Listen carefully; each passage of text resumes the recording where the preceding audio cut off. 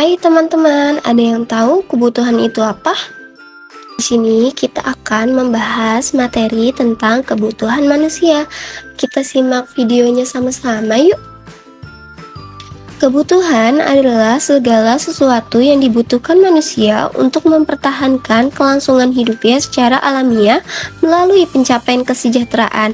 Kebutuhan juga dapat didefinisikan sebagai suatu keadaan perasaan kekurangan terhadap pemuas dasar tertentu. Kebutuhan ini tidak diciptakan oleh masyarakat atau pemasar, tetapi kebutuhan itu terdapat dalam jaringan biologi dan kondisi manusia. Nah, di sini ada jenis-jenis kebutuhan. Yang pertama itu berdasarkan subjek, yang kedua itu berdasarkan sifat, yang ketiga itu berdasarkan waktu, dan yang terakhir itu berdasarkan intensitas. Jadi, yang kita bahas dulu itu adalah jenis kebutuhan manusia berdasarkan subjeknya. Nah, jenis kebutuhan manusia berdasarkan subjeknya itu dibagi menjadi dua, yaitu kebutuhan individu dan kebutuhan kolektif. Nah, kebutuhan individu itu adalah jenis kebutuhan yang menunjang pribadi atau perseorangan dipengaruhi oleh faktor lingkungan seperti keluarga, teman, tetangga, dan lainnya. Contoh kebutuhan individu adalah memenuhi kebutuhan makan, minum, dan pakaian. Sedangkan kebutuhan kolektif adalah jenis kebutuhan yang diperlukan masyarakat umum dan digunakan secara bersama-sama. Contohnya itu seperti kebutuhan kolektif adalah pembangunan jalan raya, jembatan, rumah sakit, dan tempat umum lainnya. Nah, selanjutnya kita membahas tentang kebutuhan manusia berdasarkan sifat. Nah, kebutuhan manusia berdasarkan sifat ini dibagi menjadi dua, yaitu kebutuhan rohani dan kebutuhan jasmani. Kebutuhan rohani tersendiri itu adalah jenis kebutuhan yang diperlukan untuk rohani dan jiwa. Contohnya itu seperti liburan, ibadah, dan segala sesuatu yang meningkatkan kecerdasan. Kebutuhan jasmani ialah jenis kebutuhan yang perlu dipenuhi agar manusia bisa mempertahankan kondisi fisik tubuhnya. Contohnya makan, minum, tidur, serta olahraga.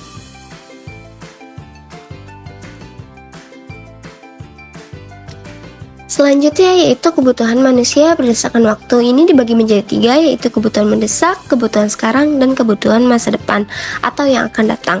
Nah, kebutuhan mendesak ialah kebutuhan yang harus segera dipenuhi karena sangat penting dan mendesak. Contohnya itu seperti kebutuhan obat atau perawatan dokter ketika sakit.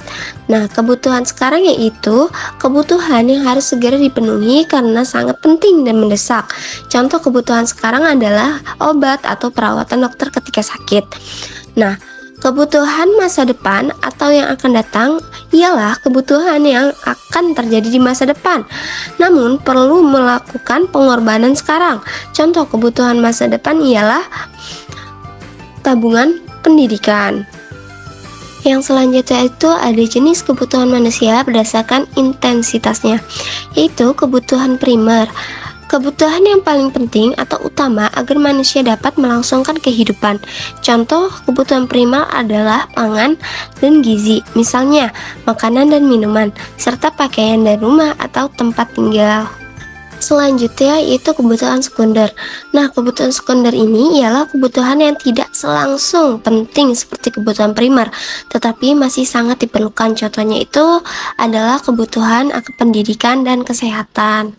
Selanjutnya kebutuhan tersier, di mana kebutuhan ini yang tidak selangsung penting seperti kebutuhan primer dan sekunder, tetapi masih diperlukan. Contohnya itu adalah kebutuhan akan hiburan dan rekreasi. Selanjutnya kita membahas faktor-faktor yang mempengaruhi kebutuhan manusia, yaitu ada pendapatan, selera, adat istiadat, profesi, kondisi alam, usia, dan tingkat pendidikan.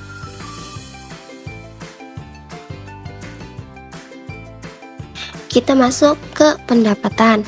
Nah, pendapatan ini ialah setiap orang bekerja untuk memperoleh pendapatan, di mana pendapatan tersebut akan digunakan untuk memenuhi kebutuhannya. Pendapatan setiap orang tidaklah sama. Besarnya pendapatan seseorang akan berpengaruh terhadap kebutuhannya. Semakin besar pendapatan seseorang, maka kebutuhannya juga semakin besar. Sebaliknya, seseorang dengan pendapatan rendah akan memiliki kebutuhan yang cenderung lebih sedikit. Contoh, orang berpendapatan rendah hanya bisa membeli sembako, sedangkan orang berpendapatan tinggi bisa membeli sembako hingga peralatan elektronik. Yang selanjutnya itu adalah selera. Masing-masing individu tentu memiliki selera yang berbeda-beda.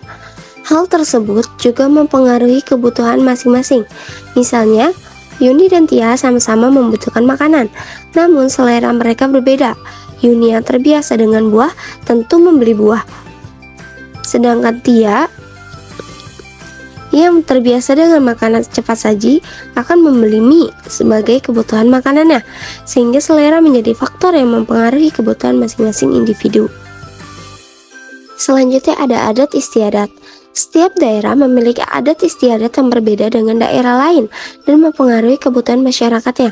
Sebagai contoh, adat pernikahan daerah Jawa akan berbeda dengan pernikahan adat Sumatera. Perbedaan profesi acara pernikahan tersebut mempengaruhi perbedaan kebutuhan dari masing-masing adat. Selanjutnya itu ada profesi atau pekerjaan. Profesi atau pekerjaan adalah perbedaan profesi, juga berarti adanya perbedaan kebutuhan hidup akan pekerjaannya. Misalnya, kebutuhan dokter dengan arsitek berbeda. Dokter membutuhkan stetoskop, sedangkan arsitektur membutuhkan alat teknis untuk merancang bangunan. Profesi juga berkaitan erat dengan keadaan alam atau letak geografisnya. Contoh, nelayan menjadi profesi utama masyarakat pesisir, sedangkan petani menjadi profesi utama masyarakat pegunungan. Tentunya kebutuhan mereka juga berbeda. Nelayan membutuhkan jaring dan kapal, petani membutuhkan lahan dan bibit tanaman. Nah, selanjutnya itu ada kondisi alam. Nah, keadaan alam juga berpengaruh pada perbedaan kebutuhan setiap individunya, sehingga mereka akan memilah atau menyeleksi mana kebutuhan yang dikira sesuai dengan kondisi geografis atau keadaan alam tempat tinggalnya. Contoh, orang tinggal di daerah pesisir, udara atau hawanya cenderung panas sehingga lebih sering mengenakan pakaian tipis, sedangkan orang di daerah pegunungan cenderung mengenakan pakaian tebal karena hawanya yang dingin. Selanjutnya itu ada usia. Usia sangatlah berpengaruh pada jenis kebutuhan tiap individu atau kelompoknya. Seiring bertambahnya usia, bisa jadi kebutuhan individu akan semakin bertambah. Contohnya, kebutuhan anak sekolah akan berbeda dan mengalami peningkatan ketika ia bekerja.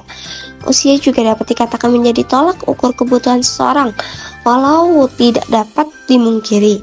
Beberapa kebutuhan bisa digunakan di semua kalangan usia. Contohnya penggunaan gadget pada usia dini untuk aktivitas pembelajaran atau bermain. Yang terakhir itu ada tingkat pendidikan. Tingkat pendidikan ialah perbedaan tingkat pendidikan antara individu akan mempengaruhi kebutuhan. Siswa SD, SMP, dan SMA membutuhkan buku dan alat tulis untuk belajar dan mengerjakan tugas. Sedangkan mahasiswa lebih membutuhkan laptop untuk mengerjakan tugas-tugas. Selanjutnya ada alat pemuas kebutuhan, dibagi menjadi 4. Yang pertama itu berdasarkan cara mendapatkannya, yang kedua itu berdasarkan kegunaannya, yang ketiga itu berdasarkan proses produksi, dan yang keempat itu berdasarkan hubungannya dengan barang lain. Alat pemuas kebutuhan berdasarkan cara mendapatkannya terbagi menjadi 2, yaitu barang bebas dan barang ekonomi. Barang bebas menurut Wahab dalam buku Ensiklopedia Kebutuhan Manusia, barang bebas adalah benda atau alat yang bisa diperoleh tanpa pengorbanan. Barang ini tersedia secara melimpah dan tiap orang bisa menggunakannya dengan bebas. Contoh, air, udara, dan sinar matahari. Nah, barang ekonomi ialah benda yang sifatnya terbatas. Untuk mendapatkannya harus dilakukan pengorbanan. Contoh, barang ekonomi yakni sepatu, tas, kendaraan, buku tulis, pensil, laptop, gadget, makanan, serta minuman. Selanjutnya ada alat pemuas kebutuhan berdasarkan kegunaannya. terbagi menjadi dua, yaitu barang konsumsi dan barang modal. Nah, barang konsumsi ialah merupakan jenis barang yang sudah jadi dan bisa langsung digunakan manusia untuk memenuhi kebutuhannya, sebagai contoh laptop, buku tulis, pakaian, sepatu, tas, lemari, kipas angin, AC, sepeda, kursi, dan meja. Nah, barang modal ialah alat pemuas kebutuhan. Ini merupakan barang yang dimanfaatkan dalam proses produksi untuk menghasilkan barang lainnya, misal peralatan dapur, mesin jahit, dan komputer. Alat pemuas kebutuhan berdasarkan proses produksi terbagi menjadi tiga, yaitu barang mentah atau bahan baku, barang setengah jadi, dan barang jadi. Nah, barang mentah ini merupakan bahan dasar yang diperlukan untuk membuat alat pemuas kebutuhan. Contohnya tepung sebagai baku pembuatan roti dan biji gandum sebagai bahan dasar tepung gandum. Barang setengah jadi ialah jenis barang yang dihasilkan dari pengolahan barang mentah, tetapi belum bisa digunakan sepenuhnya karena harus melewati serangkaian proses lebih lanjut. Contohnya itu kapas, benang, dan kain. Kapas adalah bahan mentah pembuatan kain, sementara kain dan benang merupakan barang setengah jadi yang dipakai untuk menghasilkan pakaian.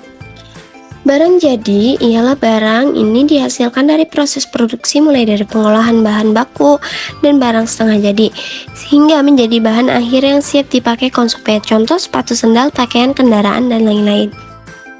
Selanjutnya ada alat pemuas kebutuhan berdasarkan hubungannya dengan barang lain, yaitu terbagi menjadi dua, yaitu barang komplementer dan barang substitusi.